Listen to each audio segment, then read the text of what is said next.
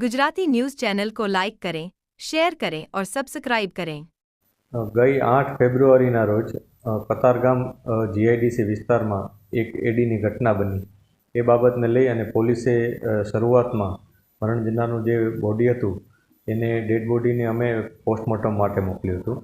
આ ઉપરાંત જે સ્થળ તપાસ કરી અમારા કતારગામ પોલીસની ટીમે, ત્યારે થોડુંક અમને શંકા ગઈ હતી, કેમ કે જે મશીન હતું એમ્બ્રોઇડરી મશીન, એની અંદર આ જે મરણ જનાર છે એનું બોડી ફસાયેલું હતું અને ત્યાંથી ઘણી બધી જગ્યાઓ, ઘણા બધા એવા સાધનો હતા કે જેનાથી એ ચાલતું મશીન રોકી શકાય એમ હતું. ત્યારબાદ પોલીસે ત્યાંથી એક મોબાઈલ કબજે કર્યો હતો જે સ્વિચ ઓફ હતો, પરંતુ જેવો એ ઓન કર્યો એટલે પોલીસને એમાં જાણવા મળ્યું કે 60% બેટરી એમાં હતી.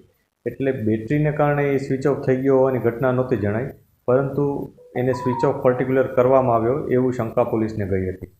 ત્યારબાદ એની સાથેનો એક વ્યક્તિ, જે મરણ જનાર વ્યક્તિ હતો, એની સાથેનો એક વ્યક્તિ રજબ અલી, જે વારંવાર એના મોબાઈલની માંગણી પોલીસ પાસે કરતો હતો. એટલે પોલીસને એની પોતાની જે વર્તણૂક હતી, બોડી લેંગ્વેજ, એના ઉપર પણ શંકા ગઈ હતી. આવા બધા અમુક અમને પેરામીટર્સ મળ્યા હતા. એ દરમિયાન અમને મેડિકલ એવિડન્સ તરીકે કન્ફર્મ થયું હતું કે જે મરણ જનાર વ્યક્તિ છે એનું મૃત્યુ મશીનમાં આવી જવાથી નહીં, પરંતુ શ્વાસ રૂંધાવાથી થયેલ છે.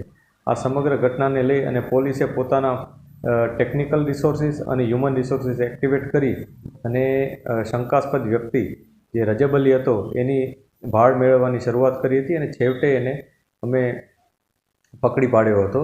આ રજબ અલીને વધુ ઊંડાણમાં પૂછપરછ કરી ત્યારે તેણે જણાવ્યું હતું કે તેનું આ મરણ જનાર વ્યક્તિ સાથે, જે પરવેઝ આલમ કરીને છે, તે મરણ જનાર વ્યક્તિ સાથે સમલૈંગિક સંબંધો હતા અને આ મરણ જનાર પાસે એ લોકોના એ પ્રકારના વિડીયોઝ પણ હતા. તેથી વારંવાર આ જે આરોપી છે રજબ અલી, એ વારંવાર એનો વિડીયોની ડિલીટ કરવાનું કહેતો હતો, પરંતુ ડિલીટ નહોતો કરતો.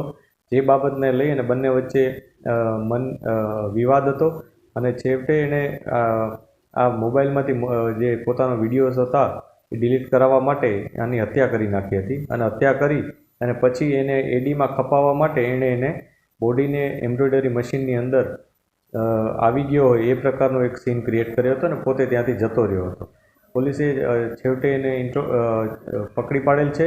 એનું ઇન્ટ્રોગેશનમાં કેટલીક વિગતો પણ મળેલ છે અને આરોપી ઉપર કાયદેસરની કાર્યવાહી કરવામાં આવી છે. આરોપીનો ગુનાહિત ઇતિહાસ? જે આરોપી છે એનો અત્યારે કોઈ પ્રાઇમરી ગુનાહિત ઇતિહાસ નથી મળ્યો, પરંતુ અમે તપાસ કરી રહ્યા છીએ કે એના મૂળ વતનમાં એને કોઈ ગુનો કર્યો હતો કે નહીં. रिपोर्टर अरविंद राठौड़, सूरत।